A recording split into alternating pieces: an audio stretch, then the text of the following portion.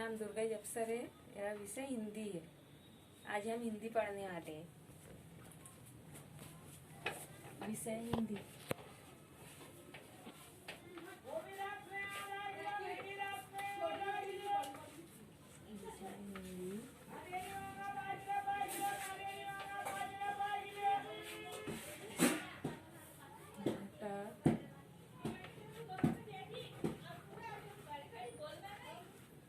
School चलो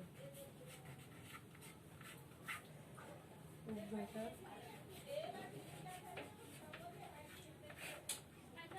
अध्ययन कौशल,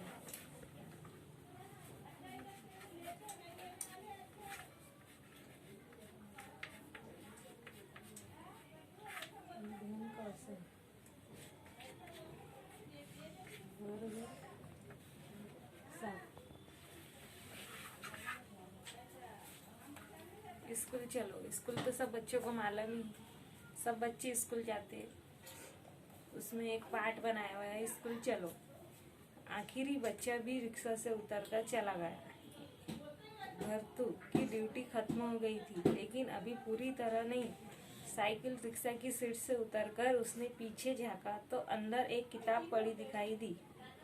अंदर का मतलब रिक्शा के पीछे एक कैबिन जुड़ा है, उसमें छोटे बच्चे बैठे हैं। भरतू ने बड़बड़ाते हुए किताब उठा ली और उलट पुलट कर देखने लगा। हर रोज ऐसा ही होता है, कोई ना कोई बच्चा कुछ ना कुछ भूल जाता है। रुमाल, पानी की बोतल या फिर कुछ किसी की कैप रह जाती। जैसे एक बच्चा है, वो भूल गया उसकी कैबिन में किताब। ऐसे रोज होता उसके रिक्शा वाले के रिक्शे में, यानी कोई कुछ भूल जाता, कोई बोतल भूल जाता, कोई पेन भूल जाता, कोई किताब, कोई बोतल, ऐसा रोज चलते रहता। भरतू यह रिक्शा ड्राइवर है। वो जब भी किसी किताब को हाथ में उठाता तो मन में एक चिढ़ होती है अपने लिए, आखिर वो अनपढ़ क्यों रहेगा। और जब भी किताब उठाता हाथ में भरतू, तो उसको लगता है कि मैं अनपढ़ क्यों हूँ, पढ़ा लिखा क्यों नहीं। पढ़ लिख जाता तो आज रिक्शा खींचने की जगह कोई ढंग का काम करता, लेकिन अब इस सबको याद करने से क्या फायदा। रिक्शा को ढाबे के बाहर खड़ा करके भरतू खाना खाने बैठ गया। किताब अब भी उसके हाथ में थी। तभी आवाज सुनाई दी, क्यों भरतू, स्कूल में दाखिला ले लिया क्या। किसी ने कहा उनको, क्यों भरतू, तुमने स्कूल में दाखिला लिया क्या, उनके हाथ में किताब देख के, ऐसा कोई उसको बोला। भरतू ने चौंक कर देखा। उसका साथी रमन हंसता हुआ किताब की ओर इशारा कर रहा था। भरतू लज गया, बोला, अरे जब पढ़ने की उम्र थी तब नहीं पढ़ सका तो अब क्या पढ़ूंगा। फिर उसने बताया कि कोई बच्चा उसकी रिक्शा गाड़ी में किताब भूल गया है। भरतू, रमन तथा और 4 लोग एक किराए के कमरे में रहते हैं। सभी अपने अपने गांव से रोजगार की तलाश में शहर आए हैं। सभी के परिवार गांव में हैं।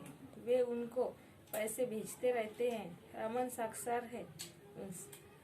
साक्षर है। भीम ऐप से वह सबके पैसे भेज दिया करता है। बीच बीच में कुछ दिन के लिए घर वालों से मिलने गांव जाता है। भरतू स्कूल के बच्चों को लाता ले जाता है। उसके साथी सवारी ढोते हैं। वे लोग भरतू की रिक्शा को चिड़िया खाना कहते हैं। वहाँ पर भरतू ने उसका नाम रखा गुलदस्ता। जब बच्चों को लेकर रिक्शा चलाता है तो उसे सचमुच बहुत अच्छा लगता है। रह रहकर अपने गांव घर की याद आती है। कभी कभी लगता है जैसे उसका बेटा नन्ना भी दूसरे बच्चों के साथ बैठा स्कूल जा रहा है।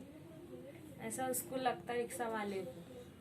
भरतू जो सब बच्चों के चेहरे पहचानता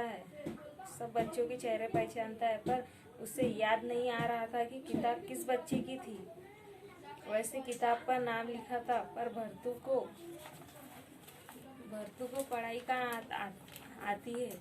उस रात भरतू ने सपने में देखा जैसे वह मैदान में बैठा है और उसके सामने एक लंबी चौड़ी किताब खुली पड़ी है। तभी एक आवाज कानों में आती है, लाओ मेरी किताब। फिर भरतू की नींद टूट गई। जागकर वह बहुत देर तक सपने के बारे में सोचता रहा। सुबह अपनी रिक्शा बाहर निकाली और बारी बारी से बच्चों को लेने लगा। तभी रमेश नामक बच्चे ने कहा, मेरी किताब। वह कुछ परेशान दिख रहा था। रमेश की माँ सरिता ने भी कहा, भरतू जरा ध्यान से देखना, रमेश की किताब नहीं मिल रही है। यानी वो एक बच्चा था, उसने बोला मेरी किताब, रमेश नाम का। उसकी माँ भी बोल रही थी सरिता नाम की कि मेरे बच्चे की किताब रिक्शे में रह गई। भरतू ने किताब उनकी और बढ़ा दी। तभी रमेश ने कहा, तुमने मेरी किताब फाड़ी तो नहीं? किताब फाड़ना बुरी बात है। सुनकर भरतू हंस पड़ा। उसने कहा, नहीं भैया, मैंने तुम्हारी किताब खूब ध्यान से रखी थी, एकदम ठीक है, देख लो।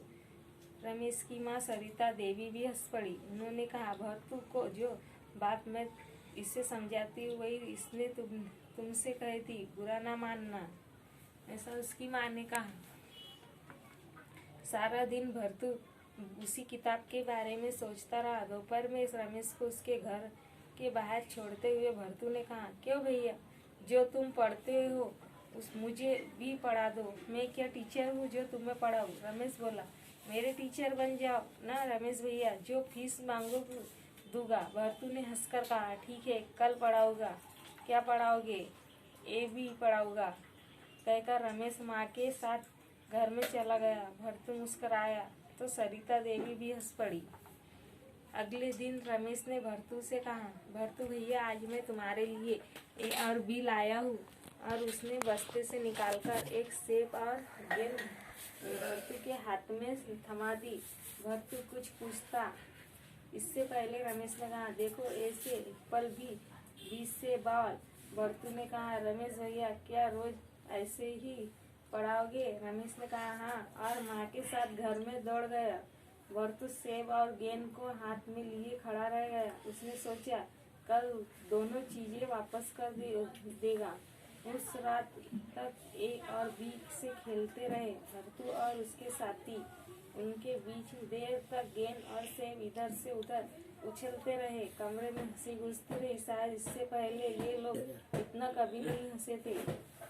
भरतू के साथी पूछते रहे, भरतू, कल अपने मास्टर जी का क्या पढ़ोगे? ऐसा उसकी माँ ने कहा। ऐसे खेल कूद में वो लोग खेल रहे थे घर में। अगली सुबह रमेश के घर के बाहर पहुंचकर भरतू ने रिक्शा की घंटी बजाई।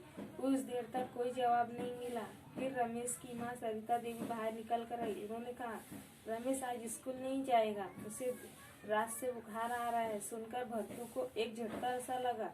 वह बाकी बच्चों को स्कूल पहुंचाने गया। उस दोपहर वह गुमसुम रहा, ठीक से खाना भी नहीं खाया। भरतू ने रमन बार बार पूछता रहा, भरतू क्या बात है? पर भरतू ने कुछ नहीं कहा। ऐसा दिन रोज होता था उनके साथ। उसके बाद वाली सुबह को रमेश के दरवाजे पर पहुंचकर उसने घंटी बजाई तो रमेश की माँ बाहर आई। भरतू, रमेश की तबीयत आज भी ठीक नहीं है, शायद 1-2 दिन और वह स्कूल न जा सकेगा। भरतू के हाथ में ए और बी यानी सेब और गेंद थे। उसने सरिता देवी से कहा, ये दोनों मेरे मास्टर जी को दे देना। मैडम जी, अब तो मुझे पढ़ाएंगे नहीं। सरिता देवी आश्चर्य से मुरझाए सेब और गेंद को देखती रही। फिर भरतू ने उन्हें सब बताया तो उनके चेहरे पर फीकी मुस्कान आ गई। लेकिन भरतू हंस न सका। उसने स्कूल वाली रिक्शा आगे बढ़ा दी। इस प्रकार से स्कूल चलेगा कहानी है। उस दोपहर भरतू ढाबे पर नहीं आया। वह रमेश के घर के बाहर जा खड़ा हुआ। आसपास कोई न था। वह कुछ देर तक धूप में खड़ा रहा, फिर झिझकते हुए दरवाजे पर घंटी बजा दी। कुछ पल ऐसे ही बीत गए। उसे दोबारा घंटी बजाना ठीक न लगा। न जाने रमेश की माँ क्या सोचने लगी। उसका मन रमेश से मिलना चाहता था पर संकोच में था। वापस इसमें कि अपन कुछ कठिन शब्द लिखेंगे।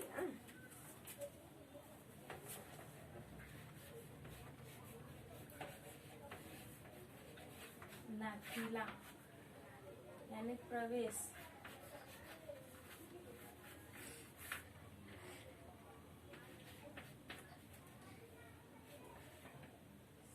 पकाना,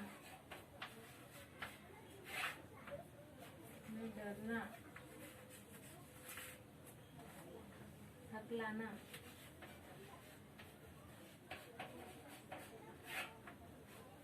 रुक रुक कर बोलना।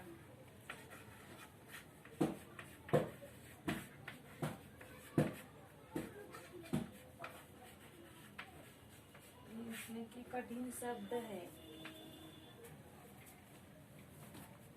इस प्रकार से हमारा हिंदी पाठ समाप्त होता है। धन्यवाद।